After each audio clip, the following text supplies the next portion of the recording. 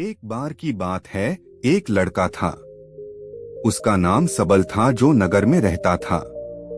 वह अपने जीवन से बहुत निराश था। उनकी निराशा का कारण यह था कि वह अब तक अपने जीवन में कुछ नहीं कर रहा था। उसके माता पिता उसे ताने मारते थे कि आपके सभी मित्र कुछ न कुछ कर रहे हैं, लेकिन आप अभी भी घर बैठे हैं। दोस्तों के बीच भी अक्सर उनका मजाक उड़ाया जाता था। वह कहीं जाता तो लोग उससे पूछते कि आप क्या कर रहे हैं। उसे यह बताने में भी शर्म आ रही थी। वह कुछ नहीं कर रहा था। धीरे धीरे उसने रिश्तेदारों से मिलना जुलना कम कर दिया और लोगों से मिलना भी बंद कर दिया। वह ज्यादातर समय घर पर ही रहता है। वह अकेला रोता है और भगवान को कोसता है और अपनी किस्मत को दोष देता है। अब उसे अपना जीवन बोझ लगने लगा था। कभी कभी वह सोचता कि कब वह कुछ करने के योग्य बनेगा, और फिर वह सोचता कि जिंदा रहने से अच्छा मर जाना है। एक दिन वह अपने नगर की एक गली से गुजर रहा था। तभी उसने देखा कि एक उपदेशक दुख और परेशानियों पर उपदेश दे रहा है। वह भी उसी भीड़ में सबसे पीछे बैठ गया और गुरु के प्रवचन सुनने लगा। उपदेशक कह रहा था, दुख एक शिक्षक की तरह है जो हमें जीवन की सच्चाई दिखाता है और हमें जीने का सही तरीका सिखाता है। आप चाहें तो जिंदगी जीना भी सीख सकते हैं। गुरुजी उपदेश दे रहे थे कि तुम चाहो तो कुछ भी हासिल कर सकते हो, और अगर चाहो तो एक कोने में बैठकर रो सकते हो। इन सभी बातों को सबल ध्यान से सुन रहा था, लेकिन शिक्षक की यह बातें पसंद नहीं आई। उसने खड़े होकर कहा कि कुछ भी सिखाने से दुख दूर नहीं होता। इसमें केवल दर्द होता है, दुख की पीड़ा अनंत है। ऐसा लगता है कि इसके बाद कुछ होने वाला नहीं है। इससे कुछ भी फर्क नहीं पड़ता है। इसके सामने तो मौत भी छोटी लगती है। उपदेशक ने कहा, फिर तुम्हारा दुख क्या है?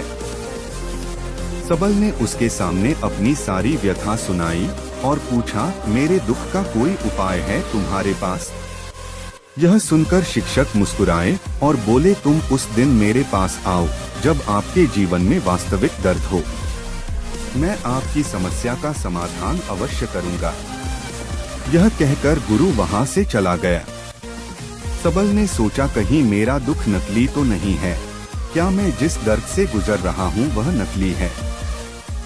मेरा दुख कोई नहीं समझ सकता। जब माँ बाप नहीं समझते तो गुरु क्या समझेगा? उनके दुखों से व्यथित होकर सबल ने एक फैसला लिया कि अब वह कुछ करेगा।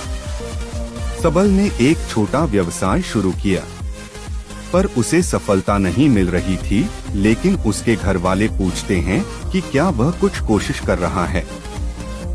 वह अपने व्यवसाय में लगा रहा और धीरे धीरे उन्हें सफलता मिलने लगी। फिर उसने गति पकड़ी और केवल 3 साल के अंदर ही वह एक बड़ा बिजनेसमैन बन गया।